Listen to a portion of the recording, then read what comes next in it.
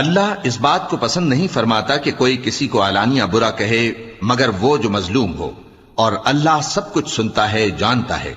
اگر تم لوگ بھلائی کھلم کھلا کرو گے یا چھپا کر یا برائی سے درگزر کرو گے تو اللہ بھی معاف کرنے والا ہے، صاحب قدرت ہے۔ جو لوگ اللہ سے اور اس کے پیغمبروں سے کفر کرتے ہیں اور اللہ اور اس کے پیغمبروں میں فرق کرنا چاہتے ہیں اور کہتے ہیں کہ ہم بعض کو مانتے ہیں اور بعض کو نہیں مانتے،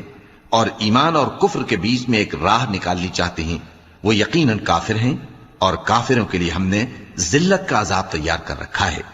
اور جو لوگ اللہ اور اس کے پیغمبروں پر ایمان لائے اور ان میں سے کسی میں فرق نہ کیا، یعنی سب کو مانا، ایسے لوگوں کو وہ ان قریب ان کی نیکیوں کے صلے عطا فرمائے گا، اور اللہ بخشنے والا ہے، بڑا مہربان ہے۔ اے پیغمبر، اہل کتاب تم سے درخواست کرتے ہیں کہ تم ان پر ایک لکھی ہوئی کتاب آسمان سے اتار لاؤ،